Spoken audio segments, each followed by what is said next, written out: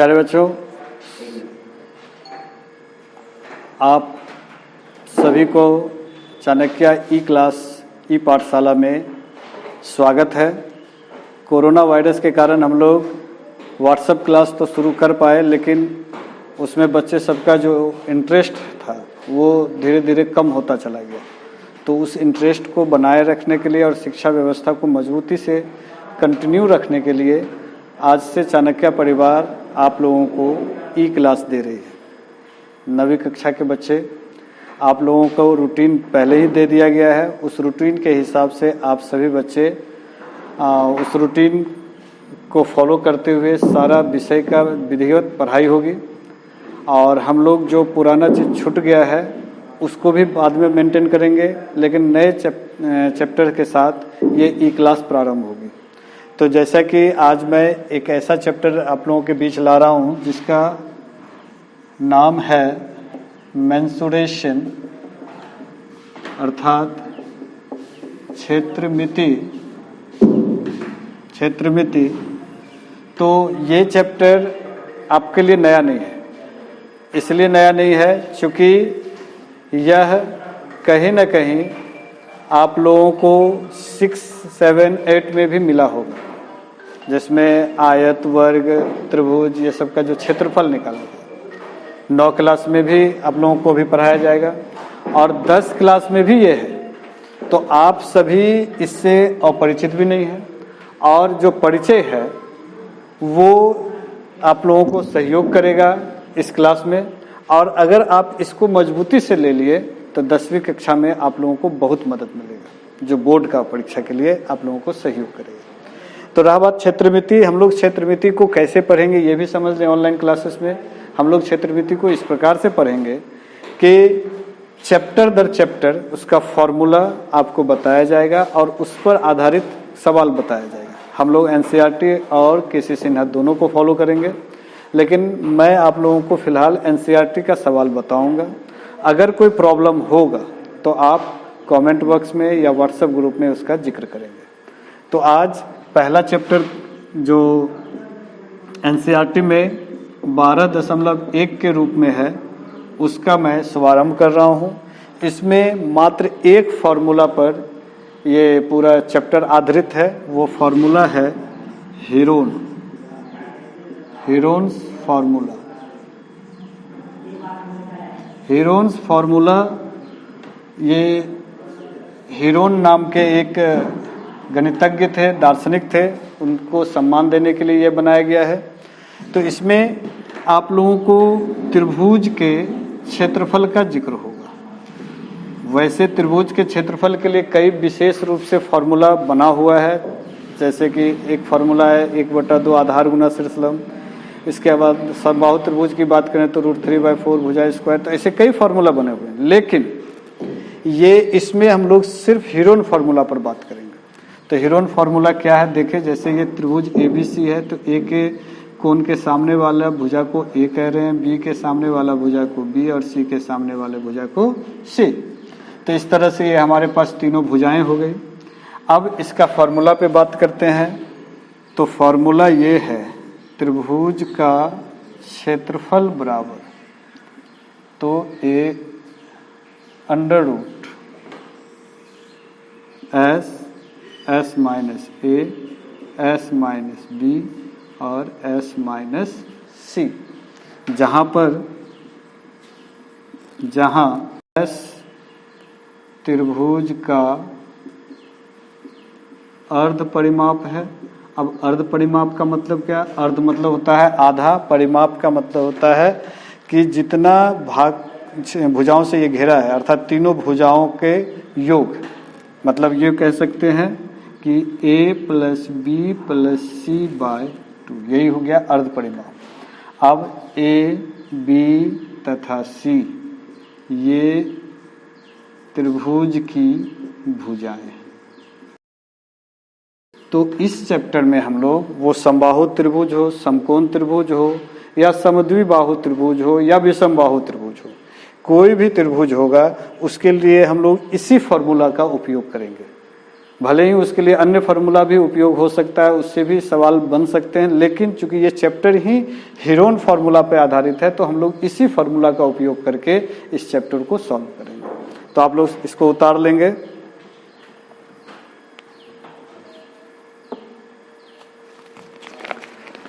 अब मैं आ रहा हूं चैप्टर पर। आप लोग सबसे पहले एनसीईआरटी किताब का और केसी सिन्हा किताब का व्यवस्था कर लेंगे।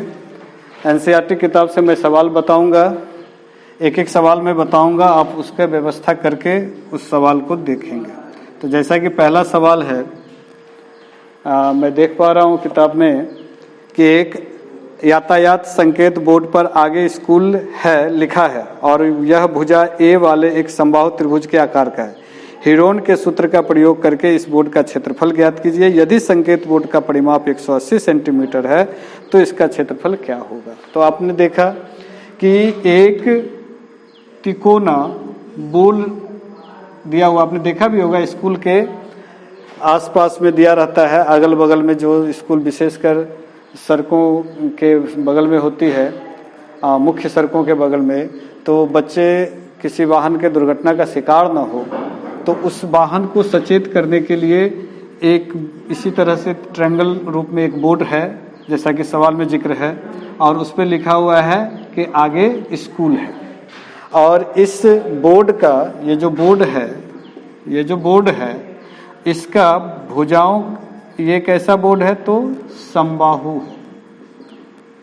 ये समबाहु मतलब, समबाहु मतलब क्या होता है, जिसकी तीनों भुजाएं बराबर हो। अब ये समबाहु त्रिभुज है, इसका अर्थ हो गया कि त्रिभुजा ए बराबर ए बी बराबर बी सी बराबर ए सी बराबर ए, या यूं कह दें कि ए बराबर बी बराबर सी। तो ये है। तो सवाल में दिया हुआ है कि त्रिभुज ए बी सी वाले बोर्ड का परिमाप बराबर ए प्लस बी प्लस सी बराबर 180 सेंटीमीटर। तो हम लोग यहाँ से एस निकाल लें। चूंकि समबाहु त्रिभुज है इसीलिए 3a बराबर 180 सेंटीमीटर। तो 60, तो a बराबर कितना हो गया 60 सेंटीमीटर, और a बराबर b बराबर c। तो अब अगर हम लोग फार्मूला का इस्तेमाल करें तो त्रिभुज का क्षेत्रफल बराबर होगा under root s minus a s minus b s minus c. अब s मतलब क्या हो गया कि त्रिभुज के अर्ध परिमाप, तो परिमाप कितना है, तो परिमाप है आपको 180 बटा 2, यानी कितना हो गया 90। तो ये 90 सेंटीमीटर हम लोग को ये भी मिल गया। अब s के जगह हम लोग क्या रखें तो 90 सेंटीमीटर, फिर 90 माइनस 60, ठीक है। फिर इसी तरह से 90 माइनस 60, ये 60 फिर क्यों हुआ, चूंकि तीनों भुजाएं आपस में क्या है बराबर है, चूंकि समबाहु त्रिभुज है। तो 90 माइनस फिर 60। तो इस तरह से हम लोगों के पास ये आ गया। अब हम लोग देखें इसका अगला कि इसको वर्गमूल के रूप में कैसे सॉल्व करें। तो वो ऐसे कि 90 में से 60 गया तो कितना हो गया 30, फिर दोबारा 90 से 60 गया तो फिर 30, और तिबारा 90 से 60 गया तो फिर 30। अब इसका वर्गमूल निकालना बड़ा आसान है कि हम लोग क्यों ना इसको गुणनखंड विधि का प्रयोग करें। 90 को तोड़े तो 3 गुना 30, फिर इधर 30 है, फिर 30 है, और एक बार फिर 30 है। तो ये दो मिला के जोड़ा बाहर निकल आएगा 30 गुने 30, और रूट अंदर रह जाएगा 30, यानी 30 गुने 30 900। ये हो गया आपका उत्तर। तो इस प्रकार हम लोगों ने देखा कि त्रिभुज ABC का क्षेत्रफल हम लोग हीरोन का फॉर्मूला से इस प्रकार से निकाल सकते हैं। तो ये पहला सवाल था। अब हम लोग इसको आप उतार लेंगे।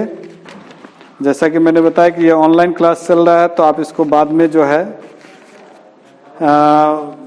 जब ये सेव हो जाएगा तो फिर आप इसको जो है पॉज कर करके उतार सकते हैं। तो ये रहा पहला सवाल। अब हम लोग दूसरा सवाल पे आते हैं। आज मैं 2 ही सवाल इस पे बता पाऊंगा, फिर धीरे धीरे करके मैं समय बढ़ाते चला जाऊंगा। तो आज दूसरा सवाल एक बार जल्दी से देखें हम लोग। 2 नंबर सवाल क्या है? तो 2 नंबर सवाल है,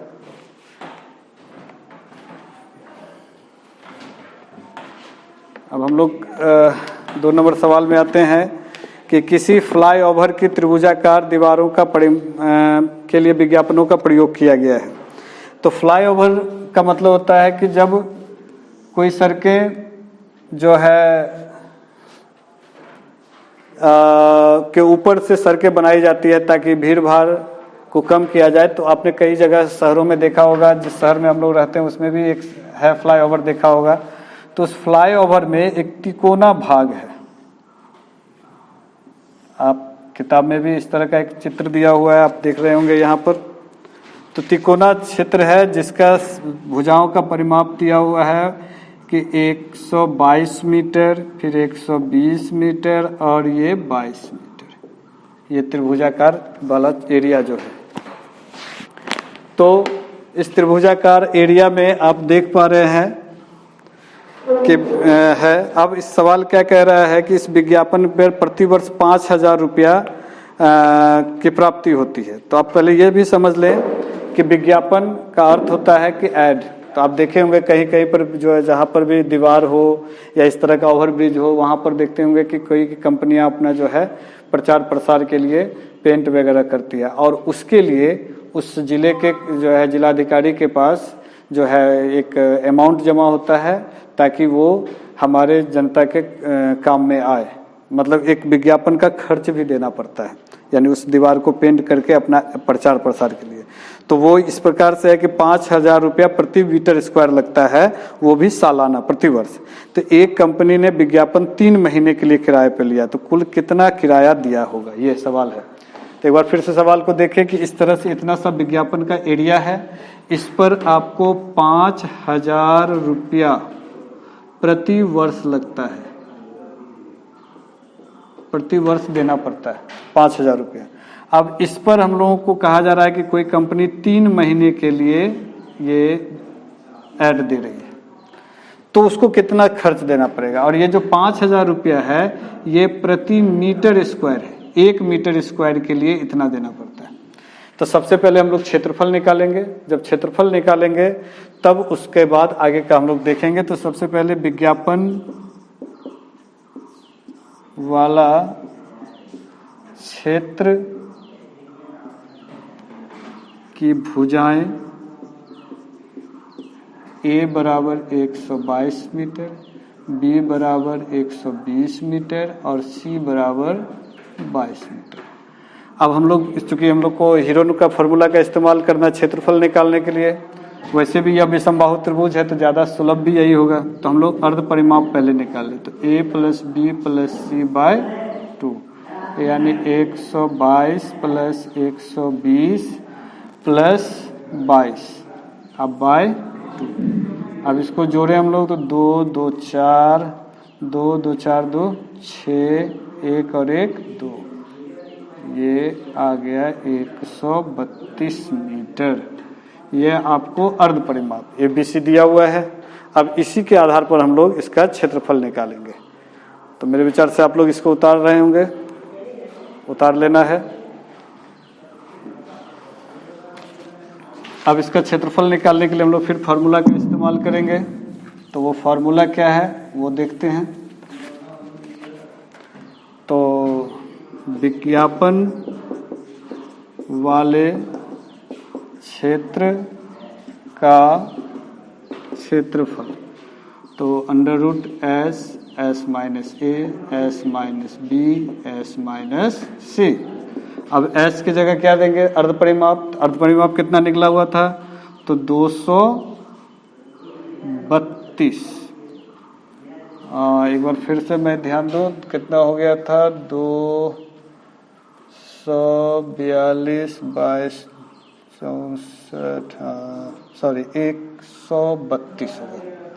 तो 132 फिर 132 माइनस 122, फिर 132 माइनस 120 और 132 माइनस 22।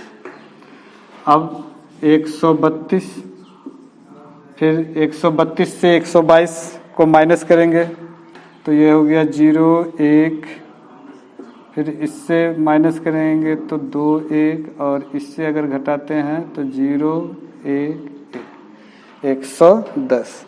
अब इसका फिर हम लोग गुणनखंडन के माध्यम से ही वर्गमूल निकालेंगे। तो 132 को अगर हम लोग तोड़ते हैं तो 2 गुने, साइड में 132 को तोड़ रहे हैं तो 66, 6 दूनी 12, 6 दूनी 12, 13, 33 और 3 से 11, तो 2 गुने 2 गुने 3 गुने 11। इस तरह से 10 को रहने देते हैं फिलहाल, 10, 12 को 2 गुने 2 गुने 3 और 11 गुने 10। अब देखते हैं जोड़ा किसका किसका होता है।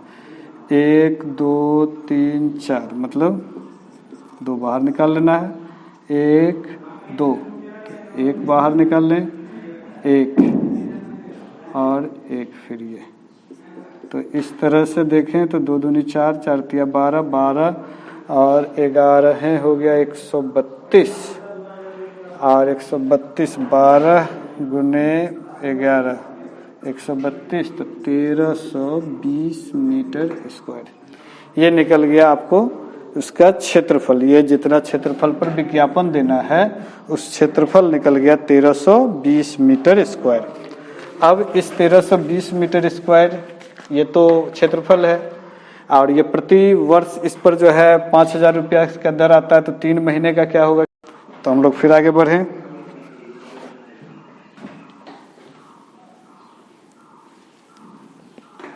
$1320 ये निकला है। तो हम लोग इसको सबसे पहले क्या कर लें, चूँकि 1 मीटर स्क्वायर विज्ञापन खर्च सालाना 5000 रुपया, तो इसीलिए 1320 मीटर स्क्वायर विज्ञापन का खर्च कितना होगा, तो 5000 गुना 1320, ये सालाना हो गया। अगर हम लोग 3 मंथ का निकालें, 3 महीने का खर्च, तो अब हम लोग इसको सोच लें पहले कि 12 महीना का 1 साल होता है, तो 3-3 महीने पर अगर खर्च को बांटे जाए तो 4 बार, तो मतलब हम लोग को क्या करना है, इस टोटल खर्च को, ये जो टोटल खर्च आ रहा है 1 साल का, उसको अगर हम लोग 4 भाग में बांट दें तो ये 3 महीने का निकल जाएगा जो हम लोग को निकालना है। तो 4 तिया 12, 4 तिया 12, ये 5 तिया 15, 5 तिया 15, 1 16, 1 2 3 4, यानी 16,50,000 रुपये का खर्च आएगा। इस प्रकार ये खर्च निकल जाता है। तो ये आपका रहा दूसरा सवाल। आज यहीं तक हम लोग इसी आधार पर तीसरा, चौथा, पांचवा, छठा जो भी है सवाल, उसको केसी सिन्हा से भी और एनसीईआरटी से भी होमवर्क के रूप में लिख लेंगे कि होमवर्क है केसी सिन्हा और एनसीईआरटी का 12.1। हो सकता है केसी सिन्हा में वो चैप्टर अलग हो, लेकिन मेंसुरेशन का पहला चैप्टर ये बना लेना है जिसमें ये हो। और कोई भी दिक्कत आए तो मैंने पहले ही कहा, आप उस पर संपर्क करें। धन्यवाद।